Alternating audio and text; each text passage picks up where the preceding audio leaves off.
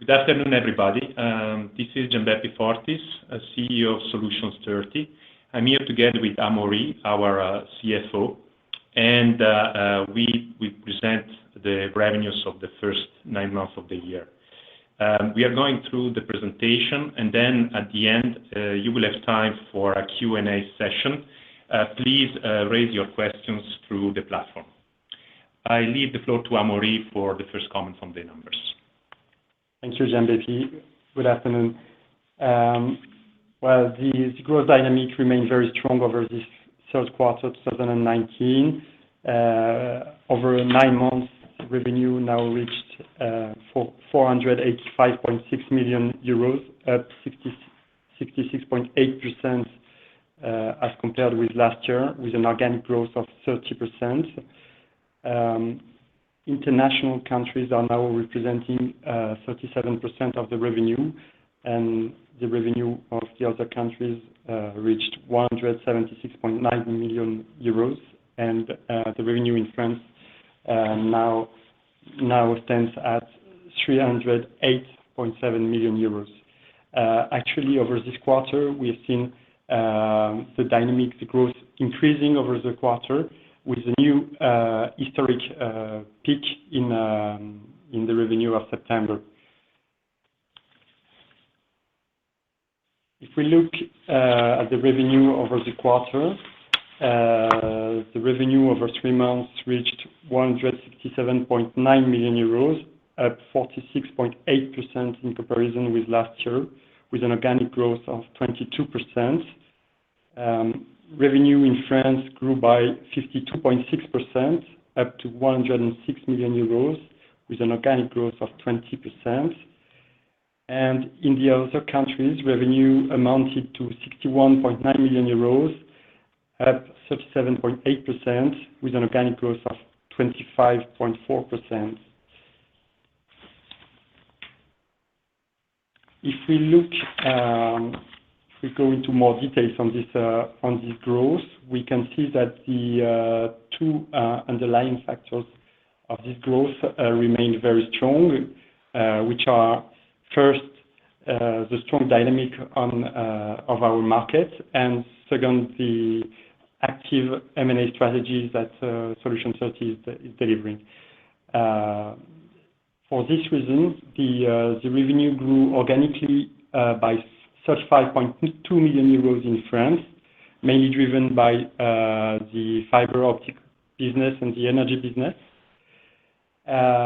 In the other countries, revenue grew organically by 52.4 million euros, under the influence notably of the significant contracts that we signed last year with DXC in Italy and Telenet in Belgium.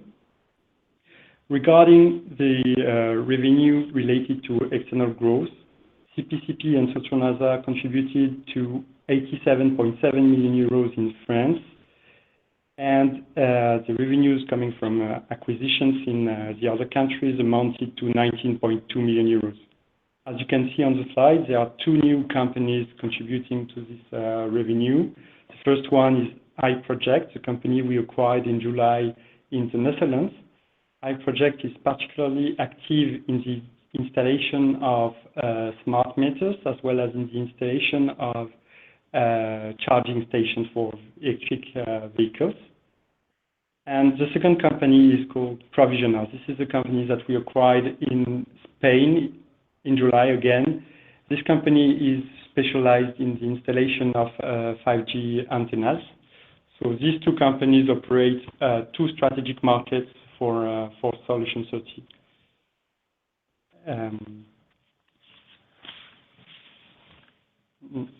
Now, if we look at the revenue by business lines in France, we see that the dynamic remained very strong in the telecom business, where the revenue doubled over 9 months and grew by 76% over the quarter.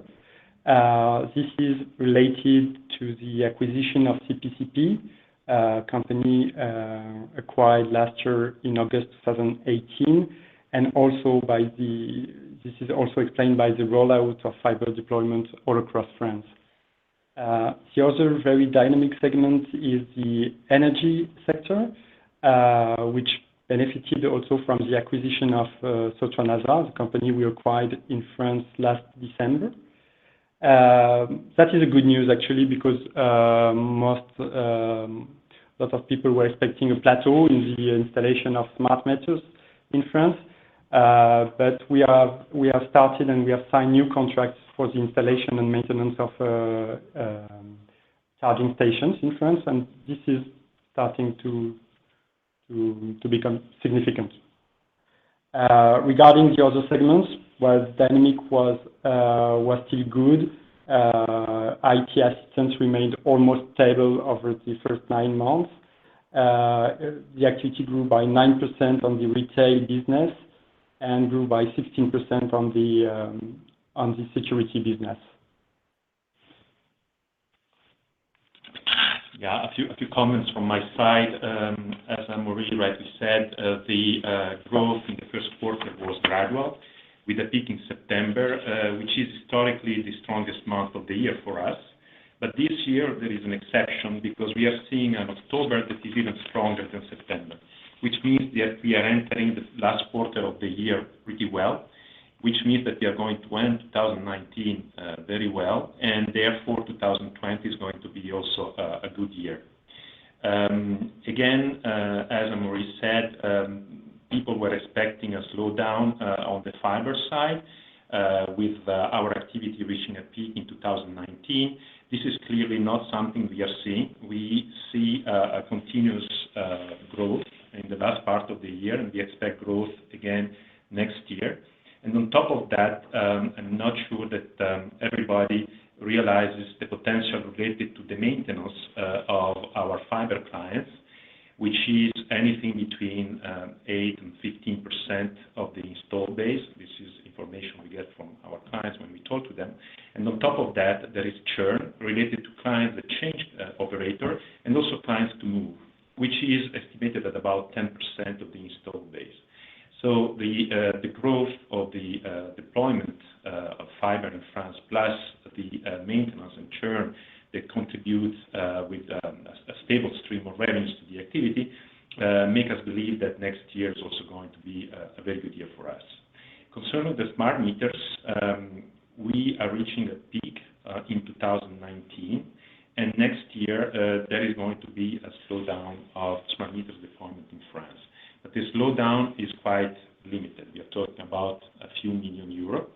And with the new activities that we have gained, and we keep gaining on the charging station business, we believe that also the energy segment will keep growing next year. Concerning fiber, another little piece of information. Fiber in France is entering a new phase next year with rural areas that are going to deploy fiber. It is important because it's an additional injection of investment. It is some public money that is paid by local communities, by cities and departments, that are going to add to the investment that is made by the telecom operators. Concerning France, the other good news is that the integration of CPCP and Sotranasa has gone pretty smoothly. These integrations are now done, and the operations of CPCP and Sotranasa are now really a part of the overall operations of the group.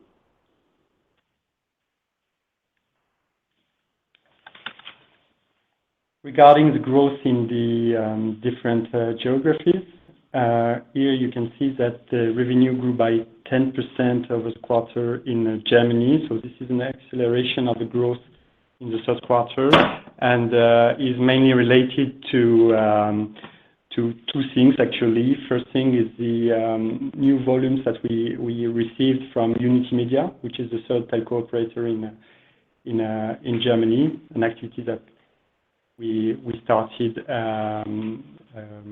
beginning of July.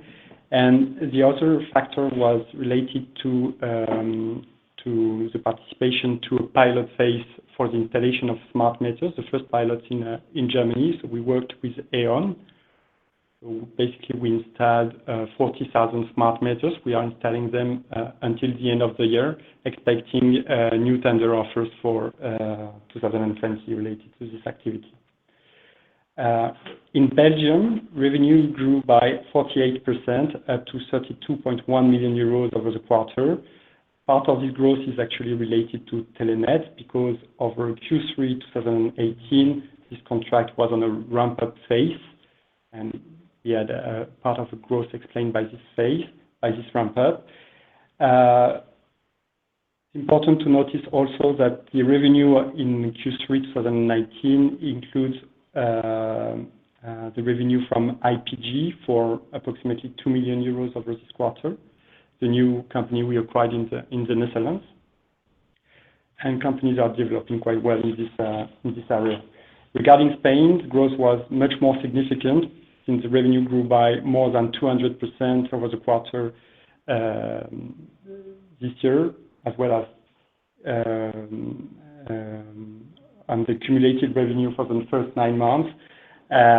Actually, this is related to the positioning of Solution 30 on the telecom business. We decided to enter and to go back into this business through the acquisitions, those 2 small acquisitions that we made in 2018 with Salto, and in July 2019 with Provisiona, the company specialized in 5G installation. And finally, in Italy, so the revenue grew by 40%, up to 20 million euros over the first 9 months of 2019. There was a little slowdown in the growth over the quarter, since the revenue only grew by 3% over the last 3 months, mainly because of holiday period. And but the dynamic remains very strong in all the geographies, since the mix between the countries remains stable. Yes, I have a few comments on the business side here. So in Benelux, first objective of the first part of the year was really to secure the relationship with Telenet and make sure that the integration of the sourcing contract was done well, which is the case. So now the relationship with Telenet is pretty strong, and we are working with them to increase and broaden the scope of services that we are providing together to the Telenet clients. We also made the investment of IPG in Holland, because Holland is back to investment. KPN is investing again in fiber. So we are going to spend more time in Holland next year, and we are going to invest in Holland next year, where we see good perspectives. Concerning Spain, as Amaury said, we are just taking the advantage now of the relationship that we have redeveloped with the major operators of the country, thanks to the acquisitions that we did last year. In particular, we have begun an activity for the 5G deployment, with Ericsson being the major client. And we are currently deploying 30 to 40 sites per week, which is still not huge volumes, but it's interesting for us because it's the beginning of our activity in the 5G space in Europe. What we do exactly is not installing 5G yet. It's just preparing the current sites of the operators for the arrival of 5G, making them, making sure there is enough space and enough connections, and also doing some little upgrades of the 4G equipment to 4G+. So as a result, Spain is growing strongly, and again, this will continue next year. In Italy and Germany, the growth was a bit softer. In Italy, main drawback, quote unquote, is just the readiness of Telecom Italia. Again, the chairman of Telecom Italia has changed recently. There is still discussions of a possible merge between the activities of Enel and Telecom Italia for fiber deployment, and things are not going as fast as we would like to. We have invited a representative of Telecom Italia to the coming Capital Market Day in a couple of weeks, so that we will be able to hear what are their plans for the coming future. But our feeling is that there will be investments in Italy next year, most likely second part of the year. It's a similar situation in Germany, where the market is not as fast as we would like to. But we have a strong position with Unitymedia, the third operator of the country. and the growth that you have seen in Germany in the third quarter relates to an increase of our activities for Unity Media. Basically, we have gained a new region next to the one we are already operating in. And after the purchase of Unity Media done by Vodafone, we are now the only provider of the country that works for both operators. So we see business coming from the move of Vodafone clients, many of which are still on DSL, to the Unity Media network. So a positive note on Germany. The other positive note is that the pilot project with E.ON for the smart meters deployment has gone well. We have answered to a tender offer of E.ON concerning the generalization of the deployment across the rest of the country, and we are expecting the results within the coming days with good hope, because we are now well positioned with E.ON. And then concerning the rest, a piece of information on Poland, where we have begun operations 1st of November, just a few days ago. It's an interesting geography where there is quite a lot of money invested in infrastructure, telecom and energy infrastructure, and where the main client, Orange, is really happy to see us coming to this market. And we are in talks with them to have an increase of our activities on top of what we have already secured through the acquisition of Sprint. We also remain active in this geography because the market is extremely fragmented, and we have other M&A opportunities in the pipeline.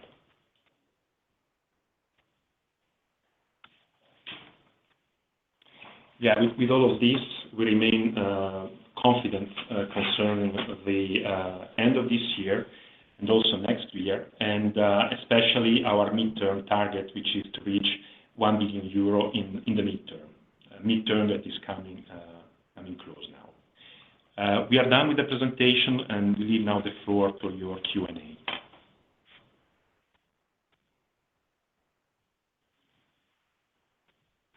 Okay, so we have one question concerning outsourcing contracts of the size of Telenet in the next 6 months. What is the pipeline for outsourcing contracts in the next 24 months? Well, it's hard to tell. I mean, as soon as the Telenet deal was signed, we, of course, spoke about this with all of our clients, and we had some positive feedbacks, but at the same time, it's the kind of contract where, the lead time to signature is quite long. So I cannot tell you if we are going to have another one in the next 6 months. What I can tell you is that we are definitely going to have something similar in the coming 24, maximum 36 months. And overall, that's the tendency. These activities are really becoming more and more a pain in the neck for our clients, and all of them are really happy to have a specialized company providing these services for them and also for other companies in the same space. It makes a lot of sense because it gives them flexibility, it's going to be cheaper, and it's going to be more efficient. But at the same time, these big companies have a certain inertia related to their organization and the size of their organization. So sometimes these things take time to happen. But we definitely have other opportunities similar in the pipe.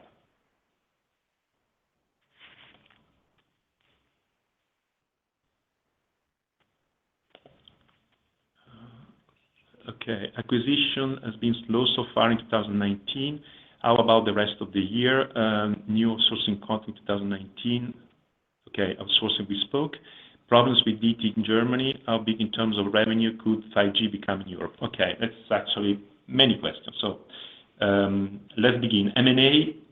Yes, we didn't do any M&A in the first half of the year because basically we were very, very busy. But there has been new deals coming in the second half. And there may be others before the end of the year. And then next year is going to be similar to this year, last year, with a mixture of organic and external growth. So I would say the pipe is filled up, and it's just a matter of time. Expect something similar coming to us in the coming months. Concerning Deutsche Telekom, no particular problems, but just a very slow client. So we have a good relationship with Deutsche Telekom in Germany. It's an important client of us. The most promising client in Germany at this moment is Vodafone.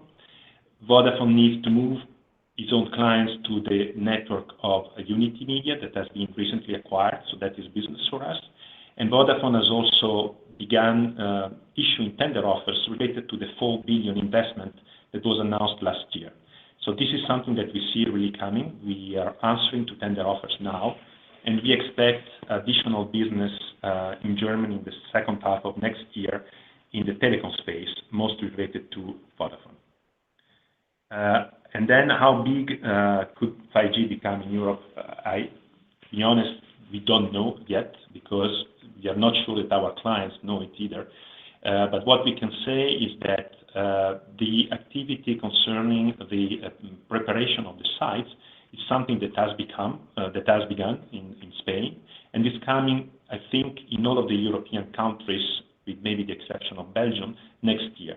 This means basically that as soon as the operators have been awarded the licenses to have access to 5G frequencies, they will begin preparing their sites for the arrival of the 5G equipment. And in every country, there is anything between 40 and 60,000 sites. And that is something that we can address and where we can be very efficient. And the preparation of a site can be anything between 1,000 and 3,000 euro. So as you can see, the addressable market for us across Europe is quite significant. And this is not mentioning the small cells and all the other things that are supposed to come with 5G, where we are not really sure. But what we are sure of is the preparation of the existing sites.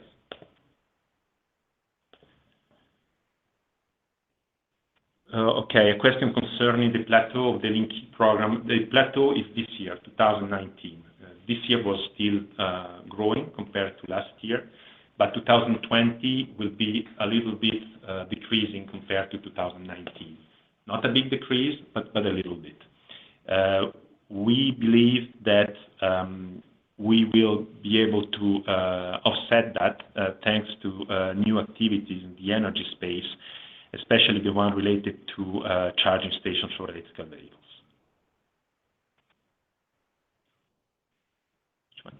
Yeah. We have a similar questions regarding the split of sales in the energy business. Actually, the installation and maintenance of EV charging stations is not significant at all. It's not significant, but it's going to be significant. It will represent several millions of euros and should compensate the slowdown on Linky next year.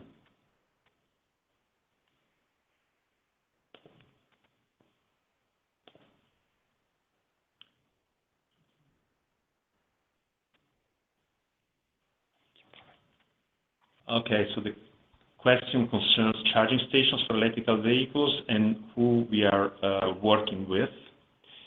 At the moment, there is really lots of players in this space. And at the moment, since it's not clear who is going to be the winners, we are working with everybody. We see car manufacturers, we see leasing companies, we see companies specialized in manufacturing charging stations. We see, of course, the utilities. We see companies that run fuel stations on the highways, and we work with all of them. We participate to tenders with all of them. I think utilities will be an important player in the future because in any case, people will have to go through their network, and car manufacturers will be the other one. So at the moment, we work with everybody, and we try to be an important player in this space in all of our geographies.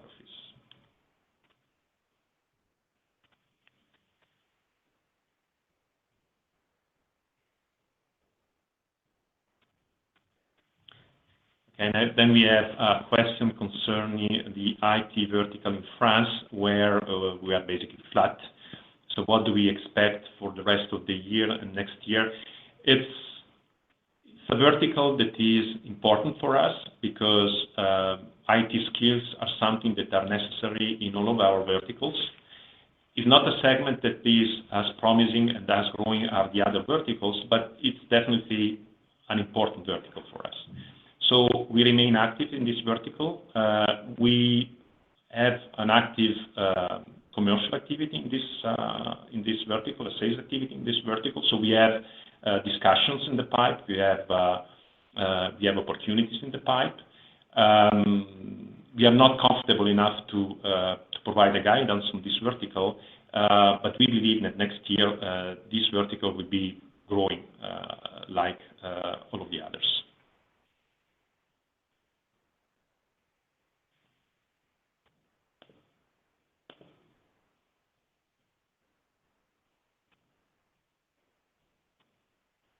Okay, we have a question concerning Bouygues Telecom and the software platform that we have developed for them. Yeah, that's in place and it's working well. Bouygues is extremely satisfied of the work that we have done for them. It's also another client that we will try to have with us for the Investors Day in a couple of weeks, and you will be able to hear directly from them what they think about what we have done. But the platform is working well, and we are extending these functionalities also to other clients, first of which is Telenet, by the way.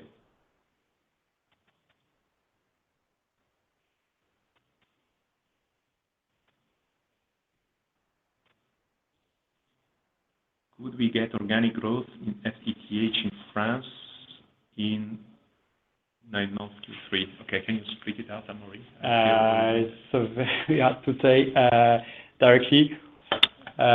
What we could say is that the revenue of telecom grew by 76% over this quarter. We had approximately, I would say, 20 million euros coming from. I need to compute it in some minutes. Let me. Okay, let's take the next one. I will take it in a couple of minutes. Okay, take the next one. HR side, do you face any difficulties to recruit technicians as growth is still very dynamic? What's your goal in terms of recruitment number of employees for 1920? So no problems hiring technicians, finding technicians and hiring technicians. We have a good machine in place for the recruitment. The most difficult place remains Germany, but that's something that I keep saying, and we began saying that already several years ago. But we managed to do this also in Germany with people coming from Eastern Europe. So no bottleneck on that side.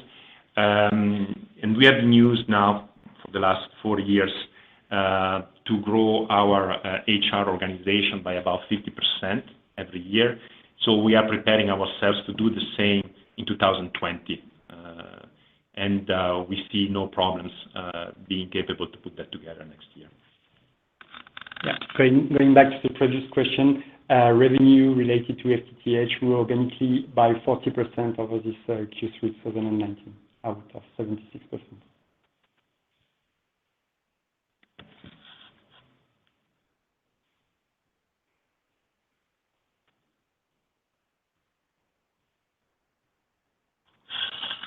Okay, question concerning current activity. What kind of growth rate do you expect in Q4 for France, and what should be the main growth drivers?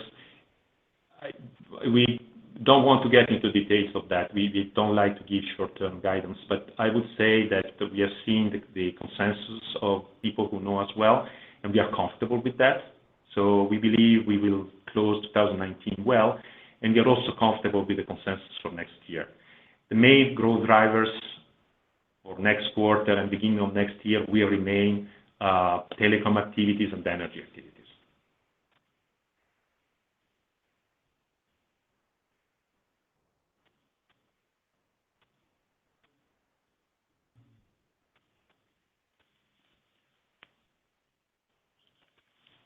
Well, next question is about the expected revenue for 2020 and the distribution between organic and external growth. Well, actually, again, we have seen the consensus of the analysts. We are comfortable with this consensus, and so far it's difficult to be precise on the mix between organic and external growth, but expect the same thing as the previous years. That means 50-50.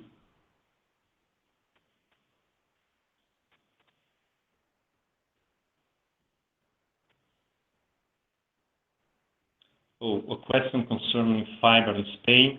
How many installations do you expect to do in Spain for the full year 2020? Do you anticipate to be the number one supplier in this country? Again, pretty tough to give short-term guidance like this. In Spain, no, we will not be number one next year for sure. I remember that we are back to this space since only less than 12 months because it was a very difficult market condition in Spain up until a couple of years ago. So I would say that Spain is growing very fast, as you can see. I think that next year we will be one of the important players of the country with an activity that will keep growing pretty well next year. So expect good news from us in Spain next year.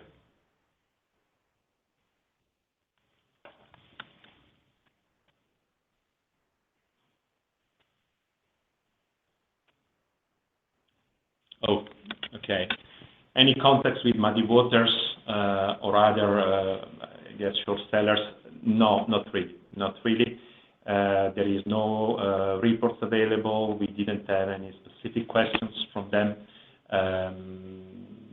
We wish we were already on the regulated market in IFRS, and then I think lots of the questions we received would be already answered. We didn't talk about that, but we have a date now for the publication of our 2019 numbers in IFRS. That is 28th of April 2020. We are working in parallel to the preparation of the accounts and also the preparation of the prospectus. So expect us in IFRS and on the regulated market in first half of next year. I think that's really the best we can do. And then at the same time, we understand that being transparent and communicating regularly is important for our investors, and we are doing our best. So we make lots of efforts to be as compliant as possible and as transparent as possible and as accessible as possible. And then we believe that the best answer to all of this will be to be in 2020 on the regulated market with clean numbers.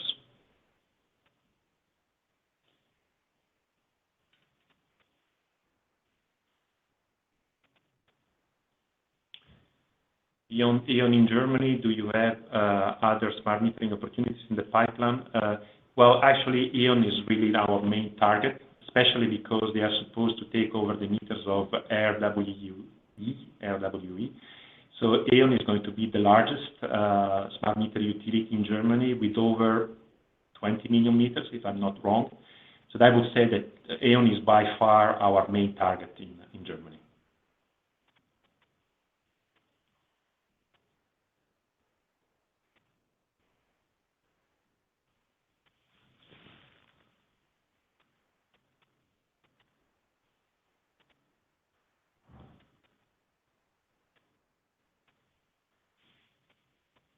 Okay, I think we have a question. I think it's a question about profitability, if I get it right. I would say we are, today is revenues and not profits, but I would say that we are comfortable on the profit side. As you've seen, we had a very strong growth in the first half, but at the same time we kept the margins. And now with good surprises on organic growth in France, which is a very profitable geography, I would say that we are well for the second part of this year. So we will end the year well, both in terms of profitability and growth.